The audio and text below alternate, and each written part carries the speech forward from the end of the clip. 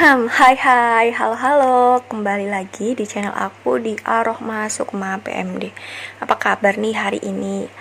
Oke, jadi di video kali ini tanpa basa-basi aku mau bikin tips ke kalian, tips perantauan bagi kita yang mau merantau ke negara yang satu ke negara yang lain. Bukan negara sih sebenarnya, pastinya tentunya dari kota satu ke kota lain ya, bisa jadi jauh dari orang tua. Sedikit cerita dulu. Jadi sebelumnya aku kerja di Surabaya dan kemudian aku memutuskan resign dari kantor aku yang sebelumnya tepat di tanggal 31 Maret 2021. Dan tanggal 1 April aku udah stay di kota yang dari dulu aku bener-bener pengen idam-idamkan. Ayo, siapa yang tahu nih kotanya kota apa? Oke, jadi kotanya adalah kota Yogyakarta. Jujur, dari Gresik tempat tinggal aku bersama keluarga aku untuk ke Yogyakarta, aku jujur sangat-sangat takut awalnya dan juga ragu, terutama dengan kondisi aku yang disabilitas dan aku masih belum ahli nih pakai kaki palsu ya. Jadi mau gak mau kemana-mana harus pakai tongkat, dan tahu sendiri kan kalau pakai tongkat untuk membawa banyak barang itu pasti sangat terbatas. Tetapi tidak perlu khawatir teman-teman, di sini aku bakalan jelasin ke kalian apa aja sih yang aku persiapkan, apa aja yang aku rencanakan, apa aja yang aku bawa, dan bagaimana persiapanku selama aku mau pindahan ke Jogja.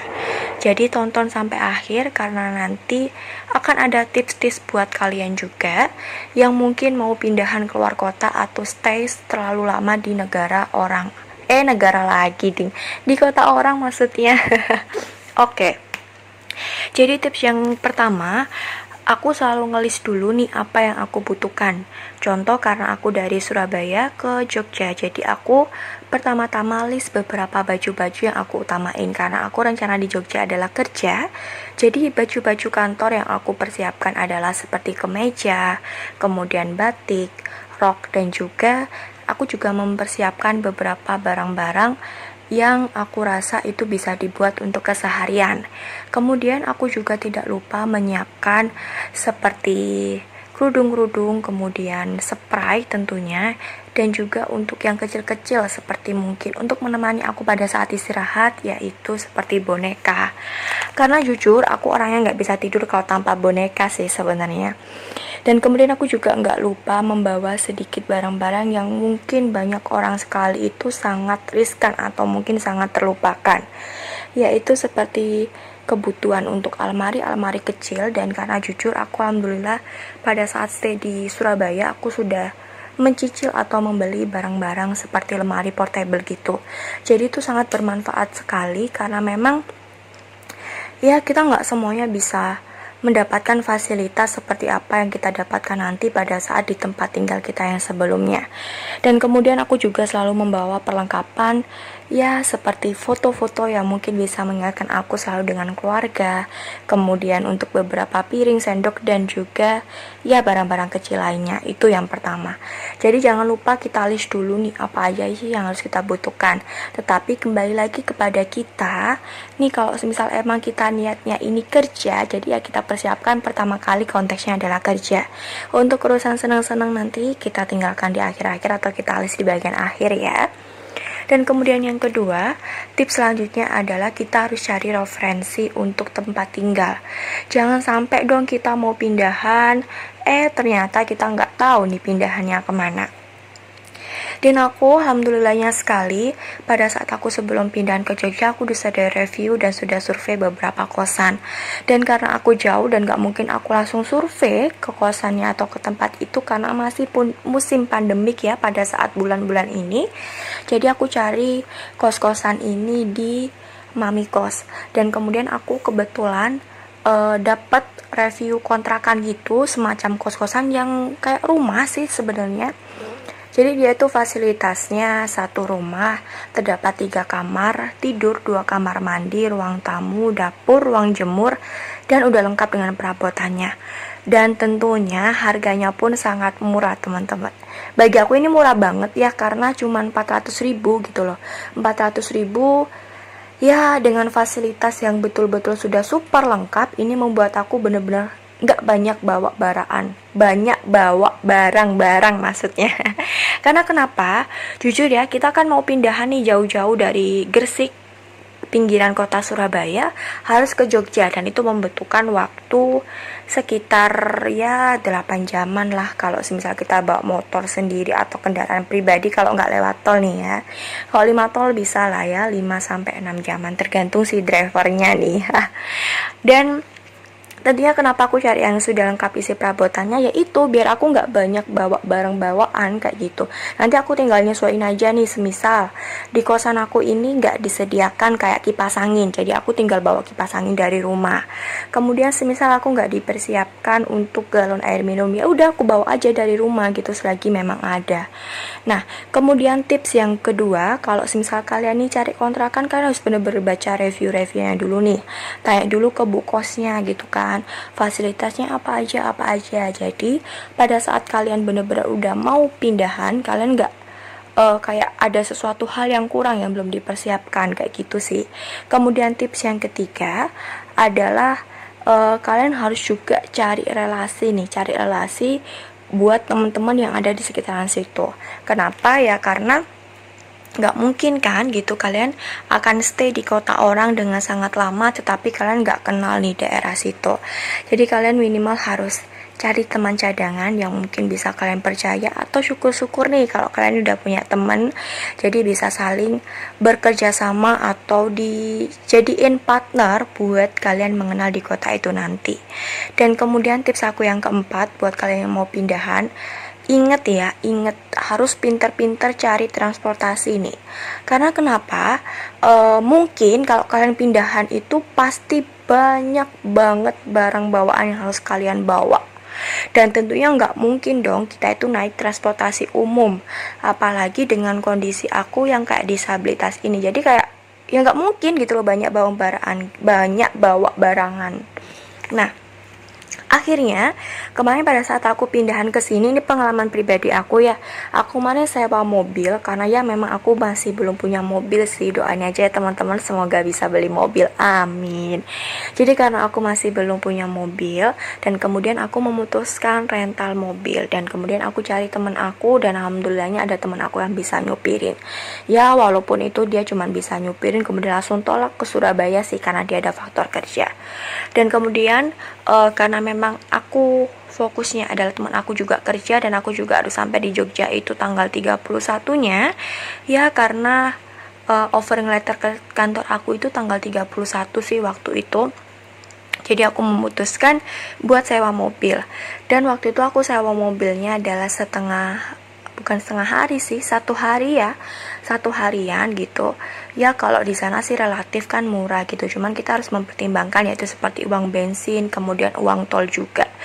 Dan apa sih manfaatnya kalau kita itu sewa mobil atau mungkin kita sewa travel sendiri, itu bisa lebih mempermudah kita buat akses pada saat kita pindahan.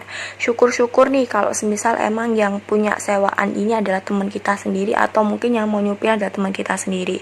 Jadi kita juga bisa mereka bisa ngebantuin kita nih pada saat angkat-angkat dari mobil ke kontrakan aku.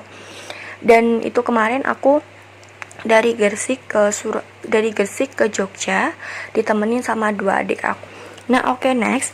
Kemudian tips yang kelima, kalau mungkin kalian merantau nih ya, harus benar-benar pintar-pintar mengatur strategi atau mencari tempat yang benar-benar bisa bikin kalian nyaman. Sesuaikan juga dengan kondisi kalian nih.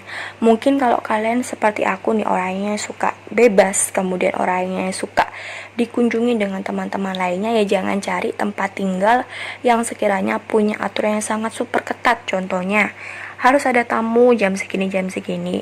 Oke lah, mungkin dengan aturan itu bisa menjadikan kalian tuh lebih wawas diri. Cuman tergantung dengan kalian sendiri nih. Karena kan kalau kita udah stay di kota orang dan kemudian itu membutuhkan waktu yang sangat lama, dan memang sih faktanya adalah kita nggak bisa stay di tempat itu sangat lama, dan kemudian pasti nanti kita akan ada keinginan untuk berpindah. Ya tapi setidaknya pertama-tama nih kita harus cari dulu nih tempat yang benar-benar bikin kalian nyaman. Siapa tahu karena kalian udah nyaman, kemudian kalian akhirnya nyaman banget di tempat ini dan gak pindah-pindah. Hal itu sangat jarang loh kayak gitu kan. Nah, jadi aku seneng banget karena aku bisa nemu kontrakan ini, dan dengan fasilitas yang tadi udah aku sebutin di awal, dan terutama di sini tuh bener-bener ya masih suasananya suasana desa kayak gitu, suasana orang-orang yang masih ramah, suasana yang orang-orang yang masih punya unggah-ungguh dan tata krama yang benar-benar membuat aku sangat nyaman di sini. Dan tentunya karena kalian adalah orang perantauan nih ya teman-teman, tips aku yang selanjutnya adalah selalu budayakan senyum atau menyapa. Tips ini aku dapatkan dari ayah dan ibu aku, karena memang ayah dan ibu aku selalu kasih tahu nih ke aku, kalau mbak kemana-mana nih ya, harus selalu sapa mbak siapapun itu orangnya. Permisi pak, bu, permisi mas, mbak, sekedar sapa saja dan senyum. Insya Allah nih teman-teman atau mungkin tetangga-tetangga kosan kamu itu lagi lebih nyaman gitu loh sama kamu. Ya walaupun dengan kondisi kamu yang disabilitas tidak memungkinkan, orang-orang itu pasti akan heran gitu loh, siapa sih mbak-mbak itu gitu kan, dengan kondisi dia yang disabilitas kemudian dia suka nyapa atau mungkin suka kontribusi dengan tetangga-tetangganya. Itu akan jadi nilai plus buat kalian dan bener-bener akan bikin super nyaman sih kalau di perantauan. Nah, dan kemudian tips yang ketujuh nih, tips dari aku yang mungkin harus bener-bener kalian tekanin, karena kalian ada di kota perantauan dan jauh dari keluarga atau mungkin jauh dari saudara, dan terutama kalian akan hidup sendiri, utamakan komunikasi ya teman-teman. Utamakan komunikasi dengan kedua orang tua kalian nih, dan kemudian utamakan komunikasi dengan keluarga kalian. Kenapa? Ya karena apapun itu kita pasti akan nanti suatu saat akan pasti membutuhkan mereka lagi. Jangan sampai kita lost kontak, dan terutama kalau kalian nih anak perempuan gitu kan, ya kemana-mana walaupun memang kalian jauh harus ngomong gitu kan. Ya mungkin kita nggak bisa lah 24 jam kasih tahu ke keluarga kita apa yang kita lakuin gitu, cuman ya kita harus kasih tahu nih atau minta izin gitu kan. Ya karena itu aku tekanin di diri aku sendiri sih ya, semoga nanti teman-teman juga bisa ikutan karena memang ini berimpact yang sangat bagus gitu buat aku. Jadi jujur semenjak aku sudah merantau, sejak aku di zaman kuliah tahun 2015, aku selalu izin ke kedua orang tua aku ya, walaupun itu nongkrong, walaupun itu nonton, walaupun itu cuman main atau kemana, aku selalu usahakan untuk berkomunikasi, walaupun itu nggak selalu on time gitu kan. Jadi kadang sampai saat ini pun aku selalu komunikasi atau mungkin selalu bilang ke ayah sama ibu aku, bu ya aku izin mau berangkat kerja, doain lancar gitu. Jadi sembari kita di sini minta doa ke orang tua, dan di sana orang tua juga mendoakan kita, ya Allah semoga nih anak aku diberikan kelancaran pada saat aktivitas pekerjaannya. Nah itu akan jadi poin plus loh buat kita. Jadi kita juga semangat nih, udah dapat restu dari orang tua, dapat doanya, kemudian kita kerja juga dapat pahala, dan masya Allah itu bener-bener nikmat yang sesungguhnya di dunia gitu loh. Dan kemudian semisal aku nongkrong nih sama teman-teman gitu kan, aku selalu bilang juga, bu ya aku mau nongkrongnya sama teman-teman gitu. Nanti pasti ayah sama ibu aku bilang, ya udah mbak nggak apa-apa, hati-hati, yang penting jaga diri dan juga jangan pulang malam-malam. Iya bu gitu. Ya udah, jadi kayak bener-bener saling komunikasi aja sih gitu. Nah dan kemudian kalau kalian udah komunikasi sama keluarga kalian, jangan lupa ya teman-teman, tetap juga jaga komunikasi kalian sama Sang Pencipta kita gitu kan. Ya karena kita terutama jauh banget dari keluarga yang gak bisa standby 24 jam, dan kita harus berupaya menekankan diri kita, atau kita harus benar-benar yakin sama diri kita bahwa segala sesuatu yang kita lakukan beberapa hari, next time, dan selama-lamanya itu kita lakukan sendiri gitu kan. Jadi kita harus tetap jaga pribadi kita, tetap stay kepada yang di atas, jangan lupa sholat, jangan lupa doa, dan juga jangan lupa selalu tolong menolong kepada sesama ya teman-teman. Nah itu sih tips aku buat kalian yang mungkin mau merantau nih gitu. Jadi sebenarnya banyak banget tips-tipsnya dan panjang kali lebar kali tinggi ya. Cuman cukup sampai di sini aja. Semoga tips ini benar-benar bisa bermanfaat nih buat kalian yang mungkin mau ada planning buat merantau dari satu kota ke kota lain. Oke, thank you buat kalian semua yang udah nonton video ini sampai akhir dan mendengarkan celotehanku ini ya. Semoga bermanfaat buat kalian semua. Jangan lupa untuk mengembangkan konten aku, untuk di like, komen, share, dan juga di subscribe channel aku supaya makin berkembang dan aku juga makin semangat ya. Thank you buat teman-teman, sampai jumpa di video selanjutnya. Bye bye.